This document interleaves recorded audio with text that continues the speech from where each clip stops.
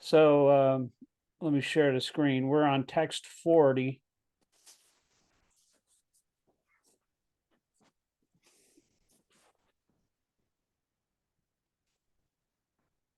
This is an interesting section here. I mean, they're kind of introducing the Bhagavatam and telling who it came from. So can you all see that? Yes. All right, I'm going to read the first Sanskrit and synonyms and translation. And then Brian, since you were the first on, you can read the paragraph, the purport, and then we'll just start taking turns on the next one. The next verse is a little bit longer. Sure. Text 40. Idam Bhagavatam Nama Purnam Brahma Samhitam Uttama Shloka Charitam Chakara Bhagavan Rishi Nishayasaya Lokasya Dhanyam Svastiyanayam Ayanam Mahat. Synonyms. Idam, this. Bhagavatam, book containing the narration of the personality of Godhead and his pure devotees. Nama, of the name. Puranam, supplementary to the Vedas. Brahma Samhitam, incarnation of Lord Sri Krishna. Uttama Shloka, of the personality of Godhead. Charitam, activities. Chakara, compiled. Bhagavan, incarnation of the personality of Godhead. Rishi, Sri Vyasadeva.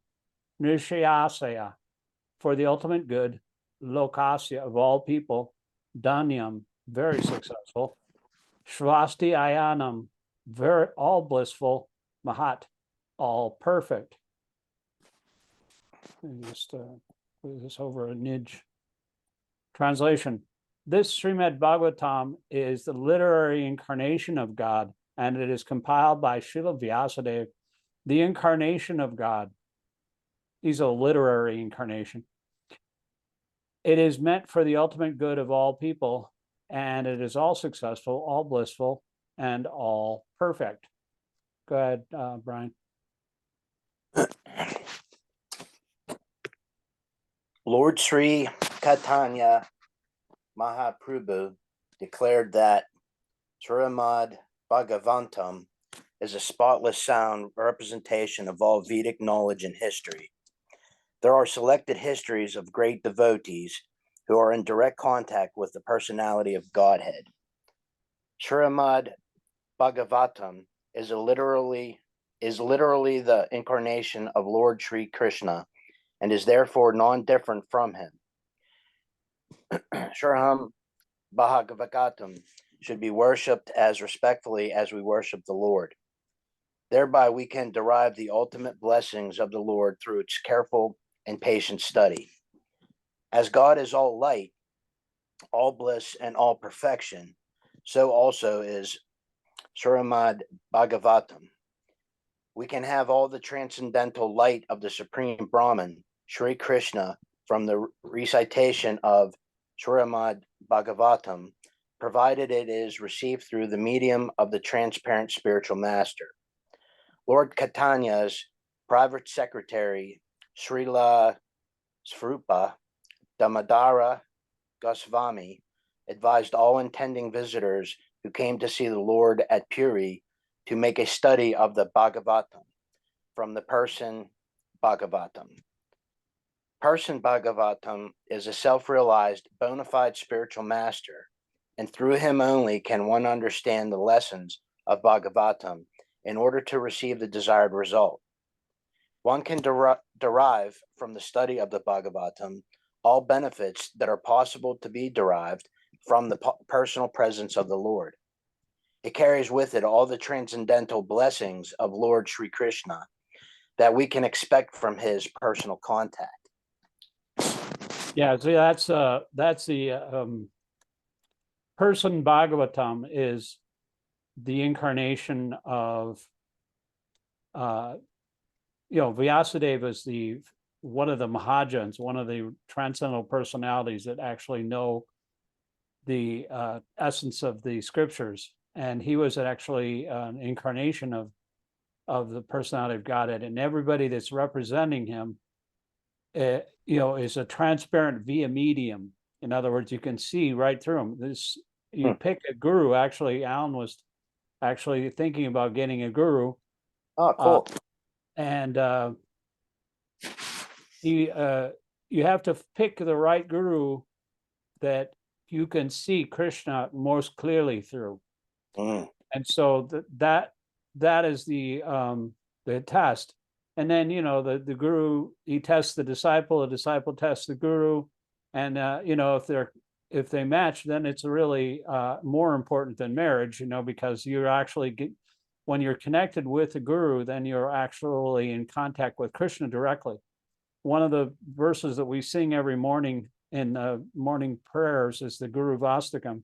It says, the spiritual master is to be worshipped as God, you know, he's not God, he's the representative of God, but he has to be treated as exactly as much as with, you know, as much as you would respect God. You know, like sometimes people used to criticize Prabhupada, you know, he'd arrive at a location like an airport with a, you know, limousine or like a fancy car. And, you know, they would ask him about that because they were kind of envious, you know. And so they'd ask him, you know, why, how come you have such a fancy car? He said, well, he's the guru is a representation of Kṛṣṇa. So what are you gonna give Kṛṣṇa if he comes? Volkswagen? No, you give him a fancy car, you know. So the guru is not accepting anything for himself. He's just working on behalf of Kṛṣṇa. He's an instrument of Kṛṣṇa. He doesn't do anything. In fact, all the preaching of these scriptures, he says, we're not manufacturing anything. We're simply presenting Kṛṣṇa consciousness as it is, as it was spoken by Kṛṣṇa on the battlefield to his friend Arjuna 5,000 years ago. We're not making anything up. Okay, so next one. Hey, Scott, can I ask a quick question? Sure. That vocabulary word that was up top, I think it was mahat. Okay, what? Up a little higher. Right, that there, mahat. Is that the same root as like in Mahatma Gandhi? Mahat means, I think it means great. Let me just check it, see. See, you can click on these words. Oh, nice. Yeah, they're all connected. But yeah, great. Mahat means great. You know, Mahatma is a great soul. Okay, I never knew what that meant. Okay. Mahat.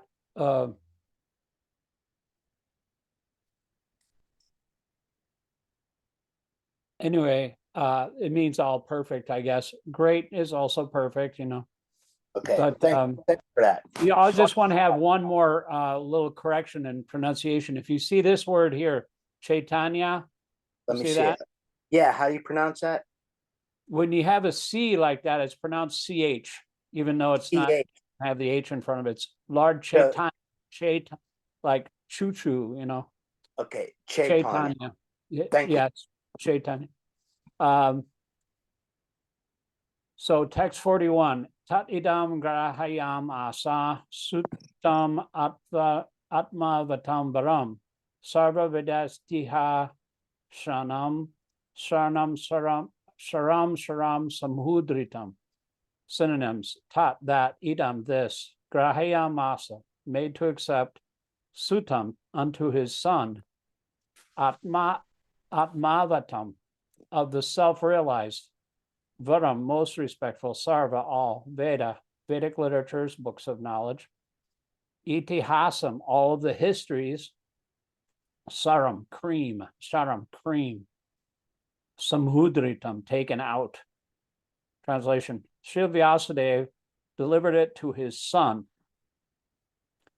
who is the most respected among the self-realized, after extracting the cream of all Vedic literatures and histories of the universe. See, Vyasadeva is a literary incarnation, but he had a son. His name was Shukadeva, and he was self-realized from birth. He didn't even want to come out of the womb. He was like Brahman realized in the womb of his mother. So he stayed in the womb for like 9 years. Wow. And then Vyasadeva, his father,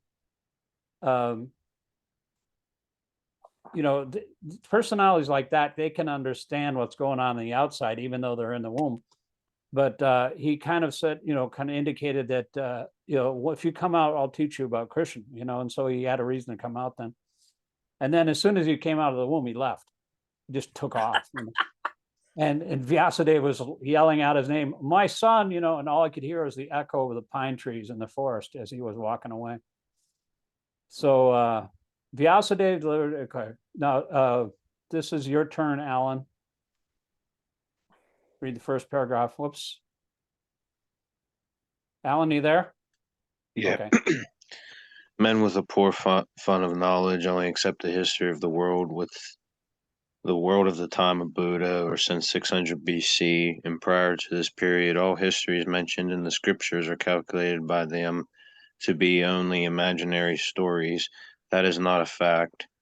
All the stories mentioned in the Puranas and Mahabharata are all actual histories, not only of this planet, but also of millions of other planets within the universe. Sometimes the history of planets beyond this world appears to such men as to be unbelievable, but they do not know the different planets are not equal in all respects, and that therefore some of the historical facts derived from other planets do not correspond with the experience of this planet, considering the different situations of different planets and also time and circumstances. There's nothing wonderful in the stories of the Puranas, nor are they imaginary. We should always remember the maxim that one man's food is another's man's poison. We should not, therefore, reject the stories or histories of the Puranas as imaginary. The great Rishi is that Rishi? Is that word? Yeah, that's Rishis. Okay. The great Rishis like Vyasa had no business putting some imaginary stories in their literatures.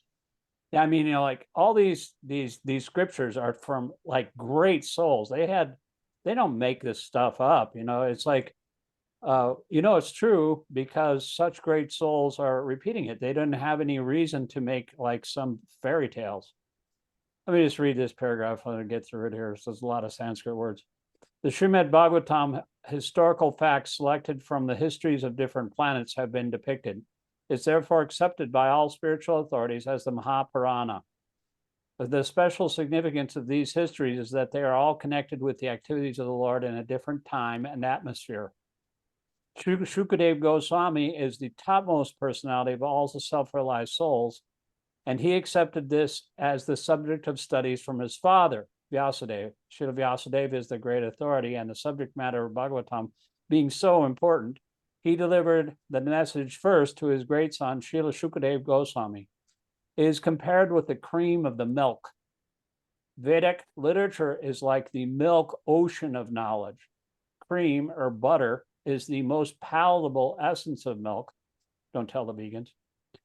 And also the Śrīmad-Bhāgavatam, for it contains all palatable, instructive, and authentic versions of different activities of the Lord and his devotees. There's no gain, however, in accepting the message of Bhagavatam from the unbelievers, atheists, and professional reciters who make a trade of Bhagavatam for the layman. See, they do that in India. They have these 7-day messages, and usually they jump right up to the 10th canto, where the intimate activities of Kṛṣṇa and his girlfriends are delineated, but they go right to that, and they don't. It's just for business, So you don't want to listen to those professional Bhagavatam reciters. It was delivered to Srila Shukadeva Goswami, and he had nothing to do with the Bhagavat business. He did not have to maintain family expense by such trade. Śrīmad-Bhāgavatam should therefore be received from the representative of Shukadeva, who must be in the renounced order of life without family encumbrance. Milk is undoubtedly very good and nourishing, but when it's touched by the mouth of a snake, it's no longer nourishing. Rather, it becomes a source of death. Similarly, to those who are not strictly in the Vaishnava discipline, should not make a business of this Bhagavatam and become the cause of spiritual death for so many hearers. In the Bhagavad Gita, the Lord says that the purpose of all the Vedas is to know him, Lord Kṛṣṇa, and Śrīmad-Bhāgavatam is Lord Kṛṣṇa himself in the form of recorded knowledge. Therefore is the cream of all the Vedas and contains all historical facts of all times in relation with Sri Krishna, is factually the essence of all histories. I'll just read this one paragraph here, really, Sanskrit here, real quick. Satu sam shrayayam asa maharajam parikshitam prayo pavistam gangayam paritam paramarshibi. Sa, the son of Vyasadeva, two again, samshrayayam asa, make them audible, maharajam, unto the emperor Prikshitam, of the name Prikshit, Praya Upavistam, who sat until death without food or drink, Gangayam, on the bank of the Ganges, Paritam, being surrounded, Paramarishi, by great sages. Translation: Shukadeva Goswami, the son of Vyasadeva, in his turn, delivered the Śrīmad-Bhāgavatam to the great emperor Prikshit, who sat surrounded by sages on the bank of the Ganges, awaiting death without taking food or drink. See, he was cursed by a Brahmana because he was thirsty. He wanted to get some food or some water, and into a hut of this guy that was meditating. And he was like in a trance, and he didn't pay any attention to him. And he got angry, and he draped a snake around his neck. And his son found out, and his son was the son of a Brahmana. Brahmanas are very powerful back then, and they have great power. And so he cursed him to die in 7 days by the bite of a snake. And so he didn't counteract it because he considered himself an offender. So he sat on the bank of the Ganges to fast until death, and everybody in the universe found out about it. And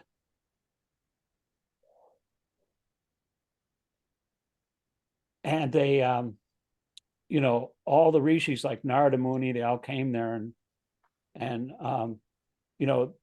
everybody was kind of like wondering who would be the speaker. But then this young boy, he was only 16 years old. That was Vyasadev's son, Shukadeva Goswami. He's completely naked. And, but, he didn't have any awareness of his body. He actually went by, his father was looking for him, and he went by a lake where girls were bathing. And his father, the girls saw Shukadeva go by. He was a 16-year-old boy. They didn't put on their clothes, but then his father, Vyasadeva, went by, and they all quickly put on their clothes. And his father asked them, "Why did you put on your clothes for me, but not for him?" He says, "Well, because he doesn't have any distinction between male or female."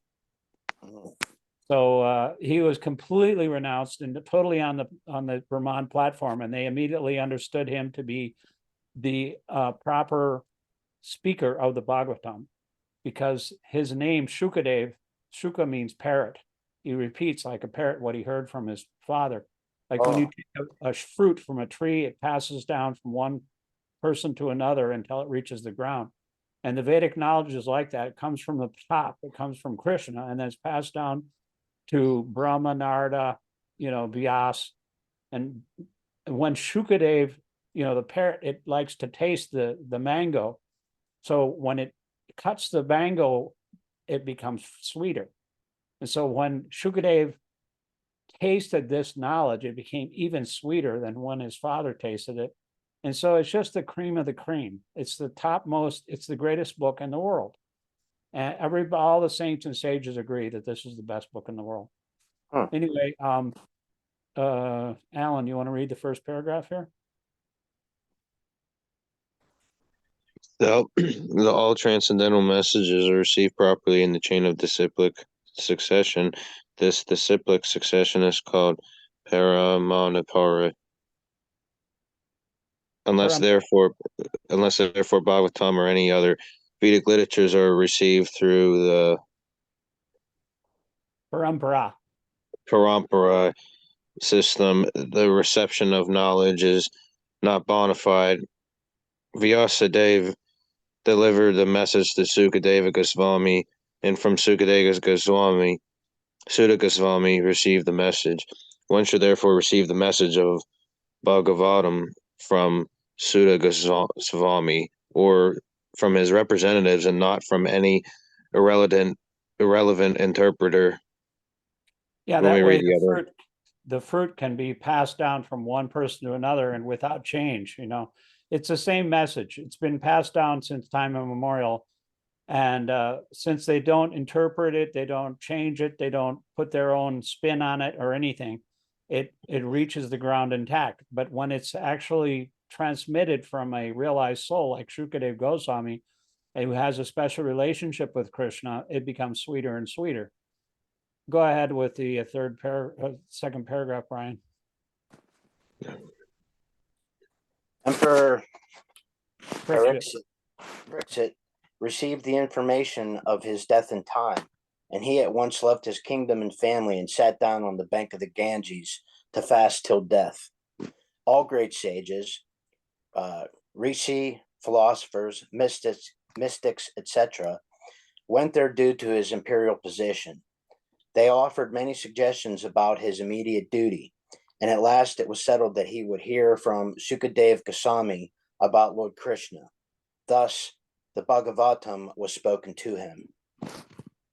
Sripad Shankaracharya, who preached Mayavad philosophy and stressed the impersonal feature of the Absolute, also recommended that one must take shelter at the lotus feet of Lord Sri Kṛṣṇa, for there is no hope of gain from debating.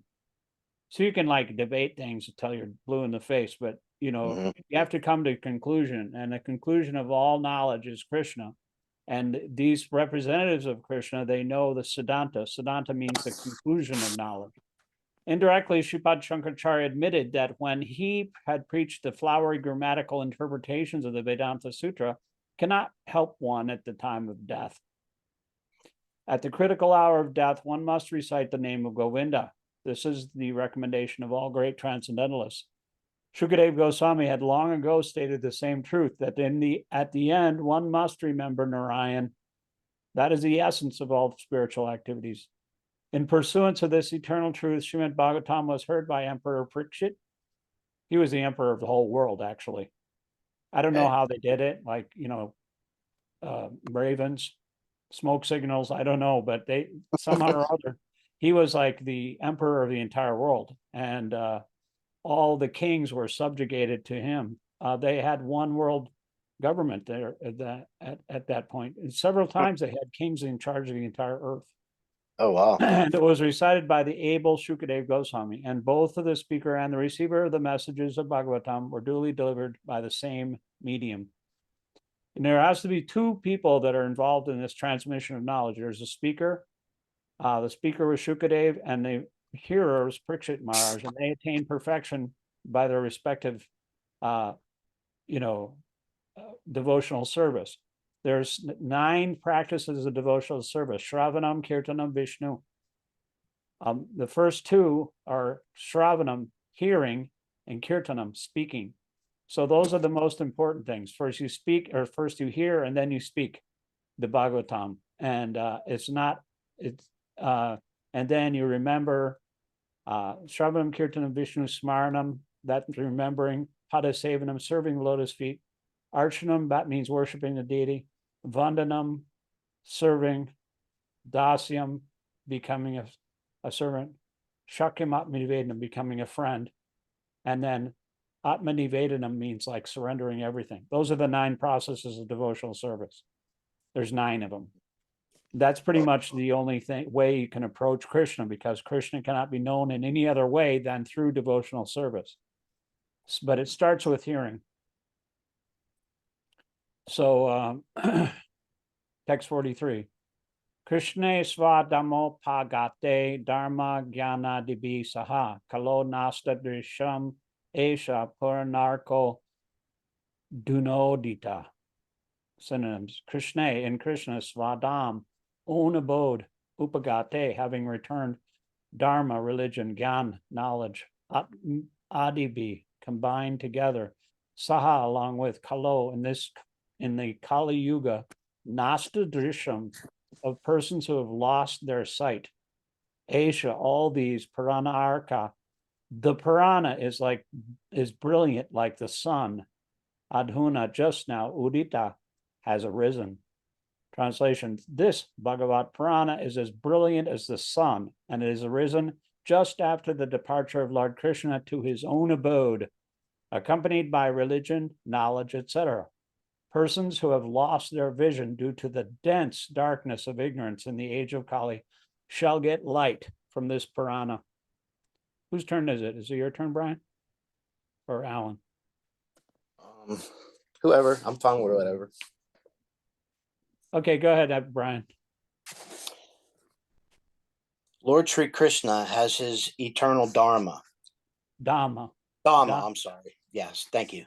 Or abode. That means that their Dharma means like natural activities, and Dham means place, is like crib. Gotcha. Okay. Or abode, where he eternally enjoys himself with his eternal associates and paraphernalia. And his eternal abode is a manifestation of his internal energy, whereas the material world is a manifestation of his external energy.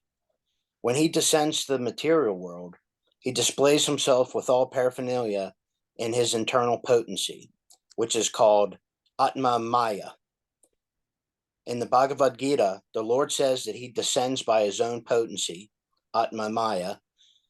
His form, name, fame, paraphernalia, abode, etc. are not, therefore, creations of matter.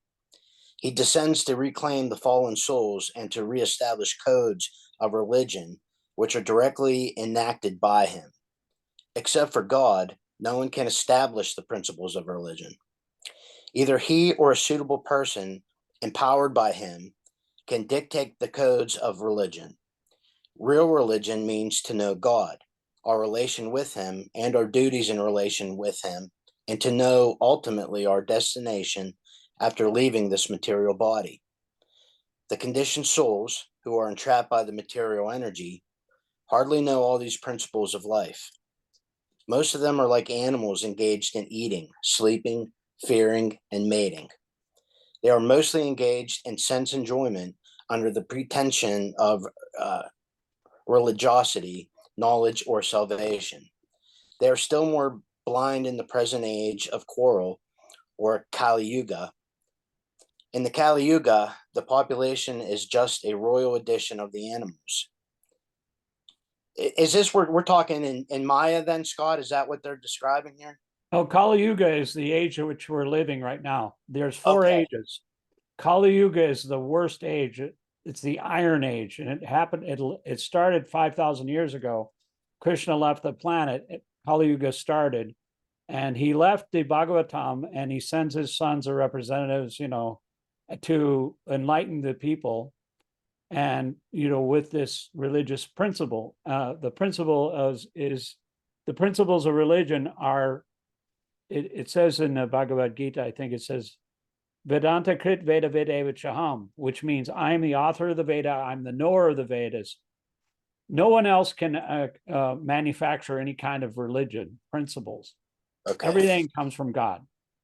And Gotcha. so Okay. anybody who says I am God, one time there's this one kid that said, he stood up in this one pandal in India and he said, I am God. And Prabhupada thundered back at him. He said, you're not God, you are dog. Nice. So, people may say, I can make up my own stuff, but you cannot make up the religious principles. They're the laws of God, and he's only one, there's only one of them. And, if you want to represent him. Okay. Do you want me to continue? Yeah, actually, go ahead. They have nothing to do with spiritual knowledge or godly religious life. They are so blind that they cannot see anything beyond the jurisdiction of the subtle mind, intelligence, or ego, but they are very much proud of their advancement in knowledge, science, and material prosperity. You'll have to scroll up a little bit there, Scott. I can't see anymore. Okay, sorry. That's okay. There you go. Thank you. Where am I?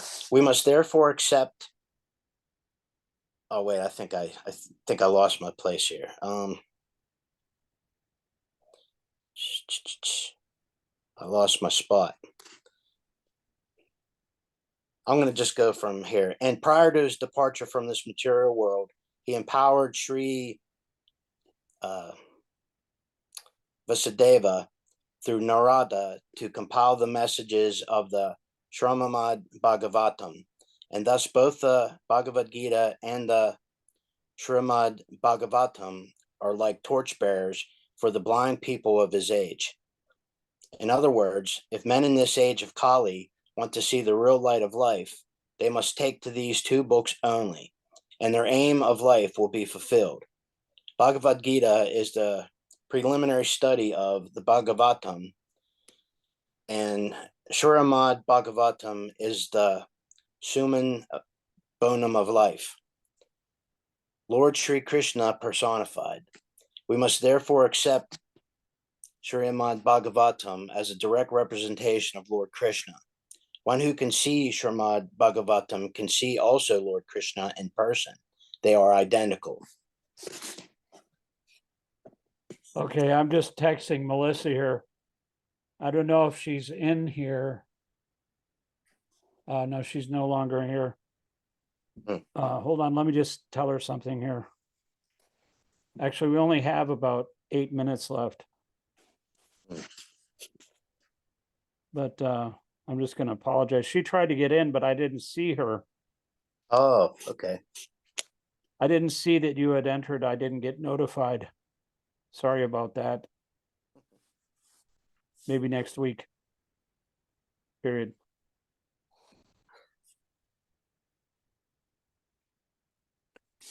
Okay, so Tatra Kirtayato Vipra Pararshir Buri Tejasa Aham Chandyagamam Tatra Nivistas Tadanugrahat Soham Va Sarvayisyami Yatra Ditam Yatamati. Scott, I got to take off, buddy. Okay, thanks for joining. No problem. Talk to you Thanks. later, Take Brian. care, guys. Take care. Bye-bye. Bye.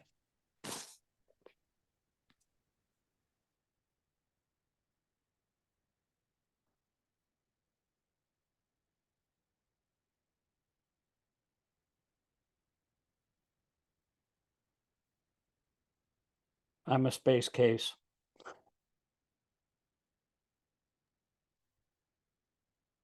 Are you still texting somebody? Yeah. I don't know why. I don't know why I didn't see that. That was Melissa. She tried to get in and she said I was there, but I didn't let her in. Anyway, let me just read the translation. We got like 4.5 minutes left. O learned Brahmanas, when Shukadeva Goswami recited Bhagavatam there in the presence of Emperor Parikshit, I heard him with rapt attention, and thus by his mercy, I learned the Bhagavatam from that great and powerful sage. Now I shall try to make you hear the very same thing as I learned it from him and as I have realized it. Go ahead. This is the end. Yeah. Oh my God, wow. this is the end of the chapter. Cool. The purport is Perfect timing. yeah, it is. Purport is one can certainly see directly the presence of Lord Sri Krishna of the pages of the Bhagavatam if one has heard it from a self-realized great soul like Sukadeva Goswami. One cannot, however, learn Bhagavatam from bogus hired reciter. Those aims of life is to earn some money out of such recitation and employ the earning of sex indulgence. No one can learn Śrīmad-Bhāgavatam who is associated with people engaged in sex life. That is the secret of learning Bhagavatam. No, nor can one learn the Bhagavatam interprets it from the text by his mundane scholarships. One who has learned the Bhagavatam from a representative of Sukadeva Goswami and no one else. And if one at all wants to see Lord Sri Krishna in these pages, that is the process, and there is no alternative. Sukadeva Goswami Vasuda Goswami is a bona fide representative of Sukadeva Goswami because he wants to present the passage which he received from the great learned Brahmana. Sukadeva Goswami presented Bhagavatam as he heard it from the great father, and so also Suda Goswami is presenting Bhagavatam as he had heard it from Sukadeva Goswami. Simply hearing it is not all. One must realize the text with proper attention. The word Navista means that Sutta Goswami drank the juice of Bhagavatam through his ear. That is the real process of receiving the Bhagavatam. One should hear with a rapt attention from the real people, and then he can at once realize the presence of the Lord Kṛṣṇa in every page. The secret of knowing Bhagavatam is mentioned here. No one can give rapt attention who is not pure in mind. No one can be pure in mind who is not pure in action. No one can be pure in action who is not pure in eating, sleeping, fearing, and mating. But somehow another, if someone hears with rapt attention from the right people at the very beginning, one can assuredly see Lord Sri Krishna and people in the pages of the Bhagavatam. Thus ends the Bhaktivedanta purports of the first canto, third chapter of Bhagavatam, titled Kṛṣṇa as a Source of all Incarnations. Yeah, you know, Prabhupada's books are really powerful, but you know, the best thing is to hear from a proper person. That's why I'm making that video for your brother, you know, so you can hear. Yeah. The one question is what I was reading Avatar, and then I came to the one page with Vyasa, and he was blue, and apparently Prabhupada was predicted like that he in 1898 that he was going to spread. Wasn't that and Prabhupada came from the spiritual world? It wasn't Vyasa a previous life of Prabhupada? No, No, that wasn't Prabhupada is him. an incarnation of Vyasadeva. Of Vyasadeva, not Vyasa. Vyasadeva, Vyasadeva, Srila Vyasadeva, Dvapayana Vyasadeva is a Mahajan, and Prabhupada, who knows who Prabhupada is? I mean, they actually wrote, you know, back in the 500 years ago, there was a book that told all of the disciples who all these people were in Lord Chaitanya's Leela, in Krishna's Leela. They all took birth again in Lord Chaitanya's Leela. There are different people like coward boys and you know, like all his friends and things like that. And you know, they took birth again in Lord Chaitanya's Leela. Actually, Naridas Thakur, you know, the great transcendental acharya of the holy name. Yeah. Anyway, we're out of time now. Thank you for if you want, you can call me up and we can discuss if you want to meet this guy, you know, about that. All right. Or text me or whatever. But I think you should